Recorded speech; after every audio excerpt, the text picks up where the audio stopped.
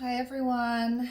We are starting a new topic today, which is correlation and regression. So we're actually not going to cover regression yet, but correlation and regression go hand in hand.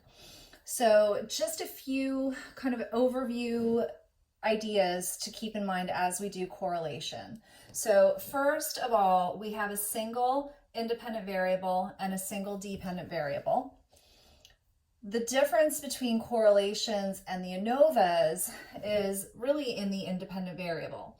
So with a correlation, the independent variable is just a number. So if you remember to all of the ANOVAs we did, the independent variable was always some sort of group. So we had one group of people doing one thing and a different group of people doing something else. Or maybe we had a group of people doing one thing and the same people doing something else later.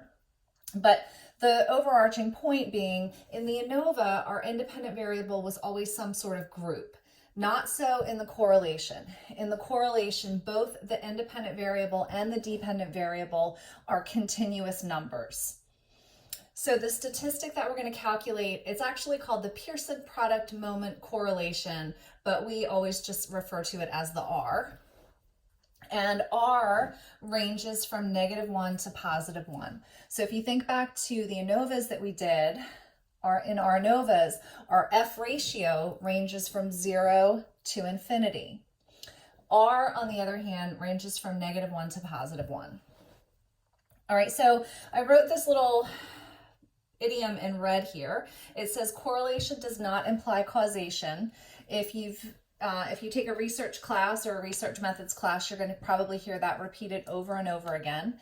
And that's because of the way that we do correlation. So generally speaking, when we do a correlational analysis, what we do is we collect some data and we collect some more data and we look at the linear relationship between those two data points.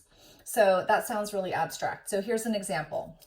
We might ask people to report their SAT scores and then ask those same people to report their first year college GPA.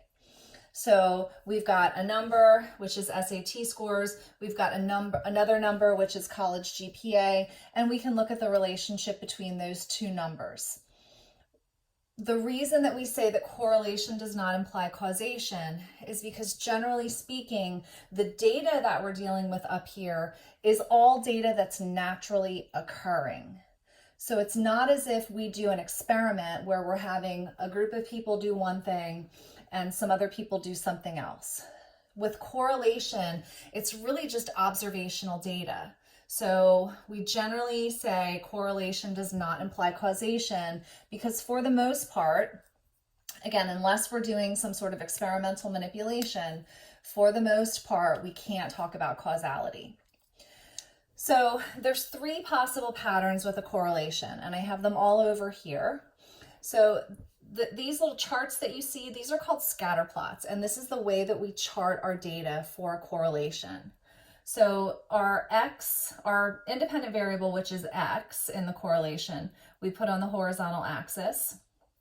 And our dependent variable, which we're going to call the Y in the correlation, we put on the vertical axis. And basically, we're just going to plot all these data points, right? So let's say this is SAT scores and college GPA, right? So if somebody has an SAT score of 400, maybe their college GPA is a 1. If their SAT score is 800, maybe their college GPA is a 2. Maybe we have somebody over here who got an SAT score of 1600 and a college GPA of 3.9. All right, so we plot all these data points and then we look at the pattern. So if you look at these blue data points here, if you imagine what this pattern looks like, it really looks like this red line that I've charted. So what's going on here is that the higher the scores on X, the higher the scores on Y. And this is a positive correlation. In this case, our R is going to be a positive number. It's going to be greater than 0. And as your X increases, so does your Y. Down here we have a second pattern where if you notice these little blue data points are in the opposite pattern. So the higher the levels of X, the lower the levels of Y. So this is called a negative correlation. In this case, our R is going to be negative or it's going to be less than 0. And as our X increases, our Y is going to decrease. And then finally, we have this third pattern here where the data points are just sort of scattered in a random pattern. There's no relationship between X and Y. We would call this a no correlation, and our R would be about 0.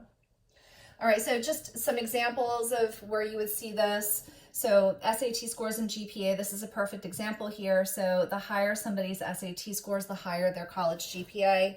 Is it possible that you're going to have outliers? Of course. You might have a few people over here that do great on the SATs, but they don't apply themselves in school.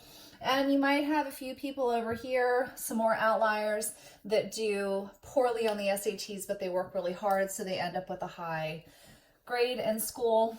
But if you look at the pattern in general, it's a positive correlation. Here, where we have something negative, a good example of this always comes from banking. So the more money I charge on my credit card, the lower my available balance. And then a no correlation is just something where you would see literally no relationship between the variables. So I have an example that I'm going to do later with you. There probably is no correlation between the number of pets you own and the number of cars you own. All right, so that's just a general quick overview of a correlation. We're going to walk through a problem from start to finish next.